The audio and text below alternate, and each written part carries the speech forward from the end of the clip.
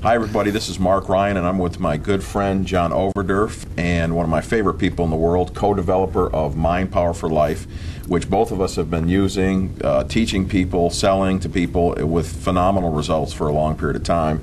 And John and I had a conversation the other night and we said, you know, what could we give back to the world? And I think Mind Power for Life was something that we both thought of that would be awesome to not only give to you to use in your life every day, but to be an introductory technique, let's say, to other things that we have to offer. And the other things that we have to offer are extremely powerful. And I think the belief system of you people out there knowing and experiencing something like Mind Power for Life at first is going to make you much more appreciative of what we have to offer after that.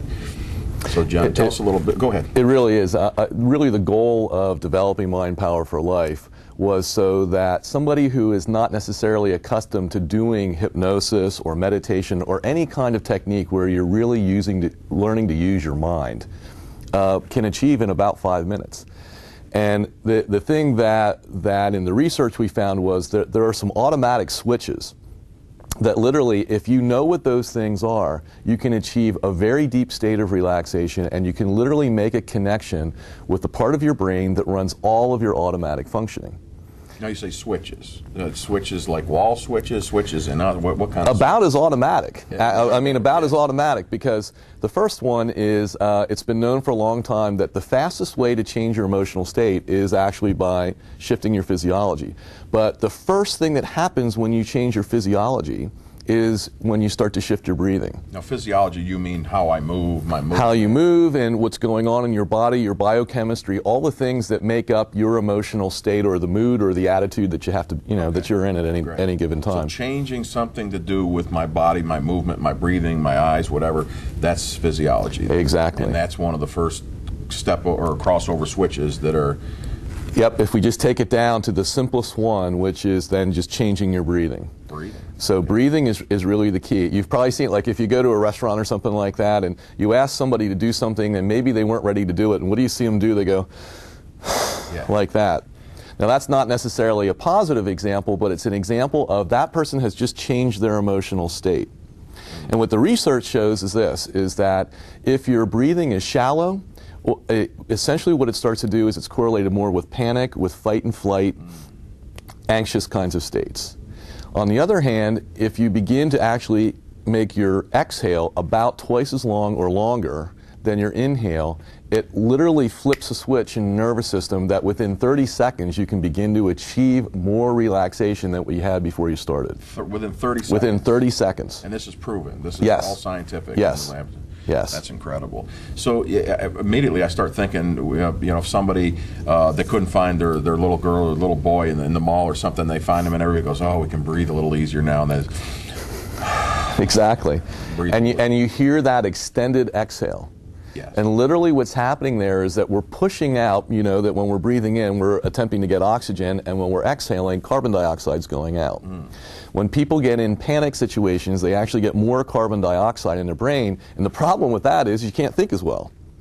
So then your thinking becomes fuzzier, and which causes most people to become even more frantic, as opposed to if you're actually pushing more of the carbon dioxide out, which is what the extended exhale does. You're literally pushing more carbon dioxide out, so you're really bathing your brain in much higher levels of oxygen. So you can think better. Basically, you just establish a better state of being, and you release a whole cascade of chemicals that some people call endorphins that give you that really strong, peaceful sense of well-being. Amazing. So shifting the breathing, and one of the things that I've known and I've taught people is that if you reverse that process, you can also energize yourself. Exactly. You got to be careful with it because a little bit goes a long way. But essentially, yeah, if you lengthen your inhale, so it would be something more like that, you'll see this is used in some martial arts forms and different things like that. And what it does is it actually cranks up our fight and flight reflex so that we're really, you know, in more of an excited state or something like that. So, I mean, if you want to, you know, stop drinking coffee, or if you want to do something like delay your first cup of coffee because it's going to take you a while to get to it, do a couple fire breaths. They're called fire breaths. And you're actually going to notice that you get a huge surge up to your head.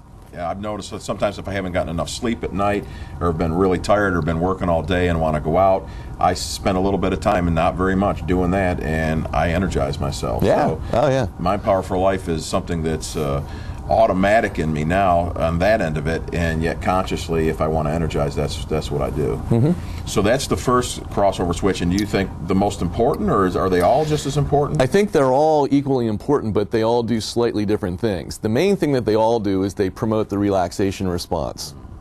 So the first one, though, is because the breathing is, for most people, the easiest thing to really gain control of. It gives you sort of a platform so that now your body's already starting to relax.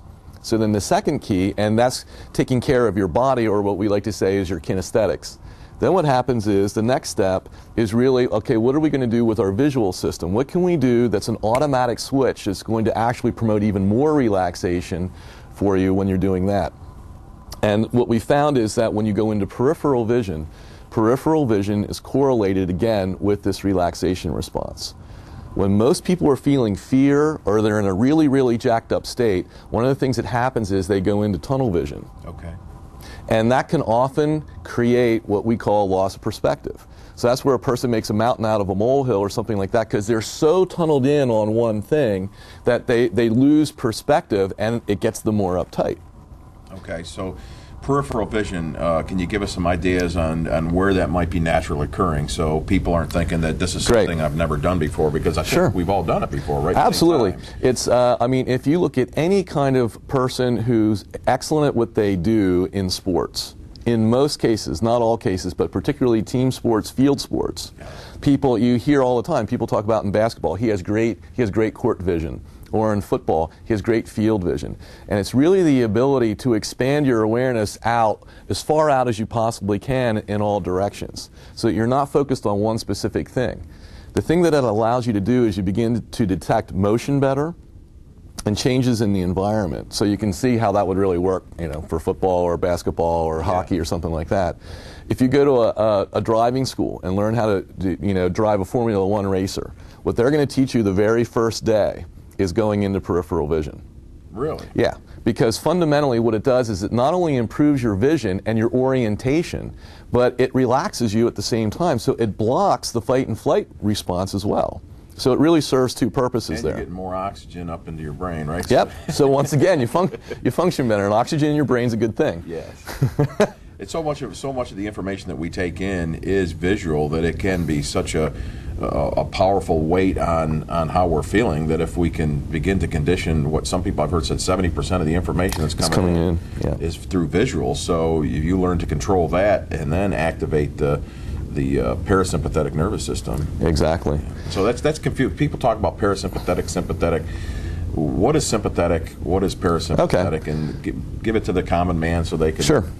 So we all have our nervous system, and within our nervous system we have what some people call the voluntary nervous system, which is just what you would imagine is. It's what runs voluntary movements if I purposely move my arm or my leg or something like that.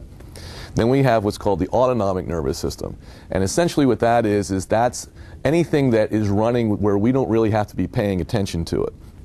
So that's, all of our functioning, like our heart beating, our blood pressure, our respiration, our digestion, all the kinds of biochemical changes that go on. Within the autonomic nervous system, we have what's called the sympathetic nervous system, which is fight and flight. And that is an adaptation that we've developed through evolution. Basically, if we're in physical danger, is to get us out of there.